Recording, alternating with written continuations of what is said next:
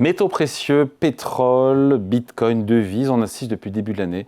Il faut le reconnaître au retour de la volatilité sur certaines classes d'actifs. Bonjour Christopher Dembicq. Bonjour. Ça va? Très bien, merci beaucoup. C'est être avec nous, conseiller en stratégie d'investissement chez PIC TAM. C'est vrai que on a eu 20% de baisse, au moins, voire un peu plus sur le Bitcoin en une semaine. Ça baisse encore aujourd'hui. Le pétrole qui a gagné 10% depuis le début de l'année, tout en faisant beaucoup de yo-yo entre 65 et 70 dollars.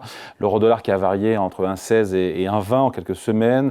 Grosse variation, on l'a largement commenté ici sur Boursorama, sur le métal jaune, sur l'or, avec des séances à plus moins 7, moins 8, plus 5, plus 6. Qu'est-ce que ça nous dit de la psychologie des investisseurs? Pour l'instant, ça n'a pas contaminé les marchés actions et Ouais. les marchés obligataires. Alors on a déjà très clairement beaucoup d'anxiété, ça c'est vraiment palpable et comme dans chaque début d'année on a un peu les mêmes thématiques. Si on regarde par exemple sur l'IA, on voit que les logiciels ont été très nettement sanctionnés parce que systématiquement en début d'année on se dit quels vont être les secteurs qui vont être disruptés par l'IA. De mon point de vue, c'est pas sûr et certain que ce soit les logiciels, mais c'est le sentiment de marché. Il y a un autre élément qui est important peut-être à prendre en compte et qui prédominera toute l'année, même au-delà, c'est la structuration des marchés aujourd'hui. C'est-à-dire que concrètement, vous êtes sur des marchés qui sont dominés quasiment jusqu'à 80% des volumes échangés par des algorithmes. Les algorithmes, ils font quoi? Ils achètent et ils vendent les flux. Et surtout, derrière cela, on a souvent beaucoup de l'effet de levier. Et les effets de levier, alors quand tout se passe bien, tout le monde est optimiste, c'est positif, c'est un rallye boursier.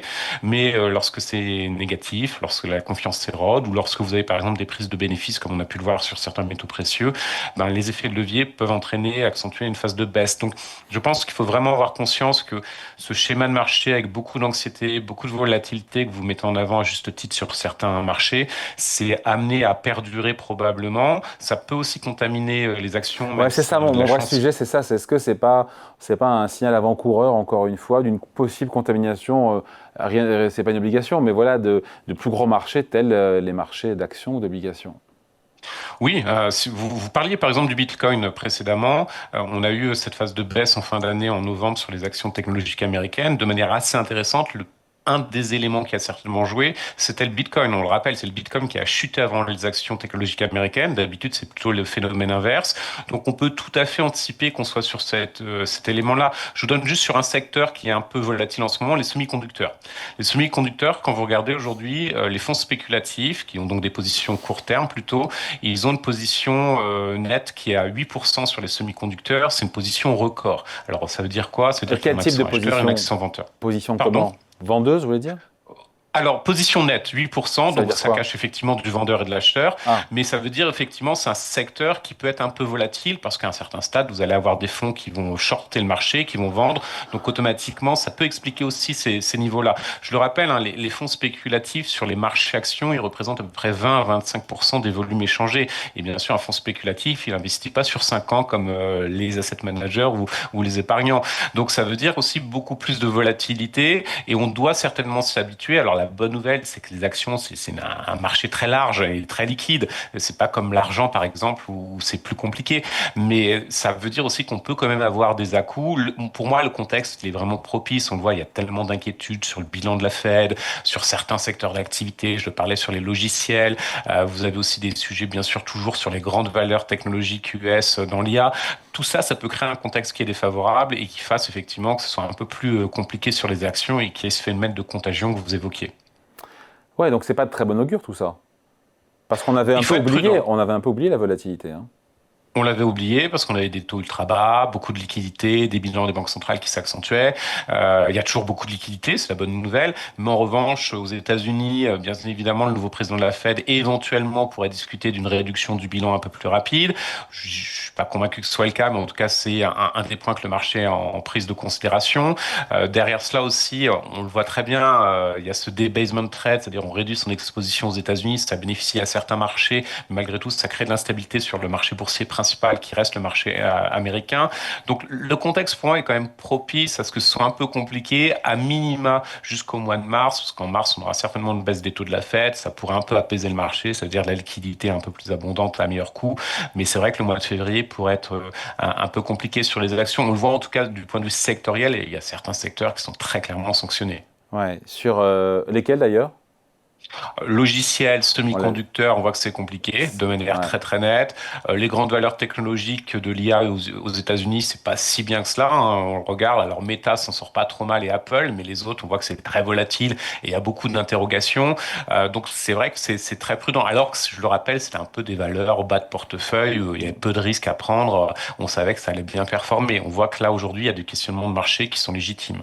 Et sur la nomination de Kevin Warsh par Donald Trump à la tête de la Fed, c'est source de volatilité sur le marché à venir ou pas? Parce que c'est vrai que, vous l'avez dit, hein, on s'attend à ce qu'il soutienne des politiques de baisse de taux, mais en même temps, on sait aussi qu'il veut resserrer le bilan de la Fed, alors que la Fed est repartie sur du QE, du quantitative Oui. easing, notamment sur les maturités courtes des obligations souveraines américaines. Alors moi, je me dis qu'à un certain stade, il va être rationnel et qu'il va pas pouvoir faire du quantitative tightening, effectivement réduire la taille du bilan, parce que d'ailleurs, lorsque la Fed a systématiquement essayé de le faire, il y a eu un électrochoc sur les marchés, souvent sur le marché obligataire, donc elle a dû reculer.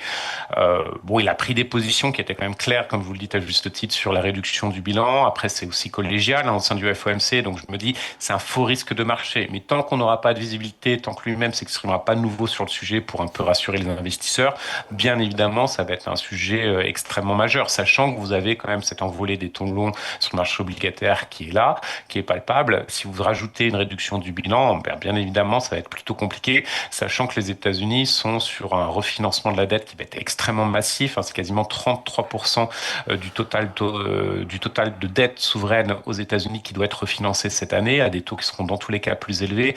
Donc il y a plein d'éléments qui peuvent créer de la volatilité et le marché Mm. obligataire sera certainement un sujet à regarder dans les prochains mois. Ce qui crée de la volatilité aussi, Christopher Dembicks, c'est Donald Trump. On l'a vu sur le pétrole ces dernières heures, sur l'Iran. Il va continuer aussi à susciter des montagnes russes sur certaines classes d'actifs, le président américain.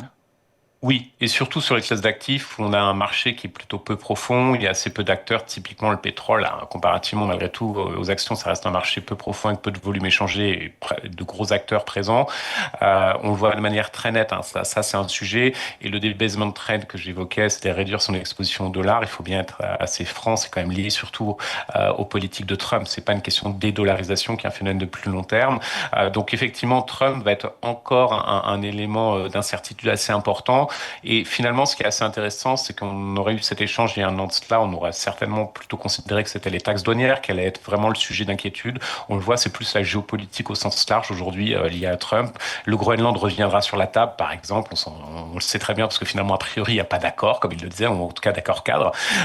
Donc, c'est des sujets qui vont revenir et qui vont être des éléments de volatilité. Je suis sûr quand on fera le bilan de cette année, ça sera une année positive hein, sur les actions, mais il faudra gérer les montagnes russes et ça peut être un peu compliqué, un peu stressant à cet égard. Ça sera aussi positif sur l'or. Après ce qu'on a vécu, encore une fois, ce mini-crack, on est passé de 5 600 $ l'once à 4 600, on est autour de 4 900 aujourd'hui. Est-ce que la hausse, elle n'est pas un peu, pas encalminée, mais enrayée du métal jaune? Alors, il faut un mouvement Après le de, choc.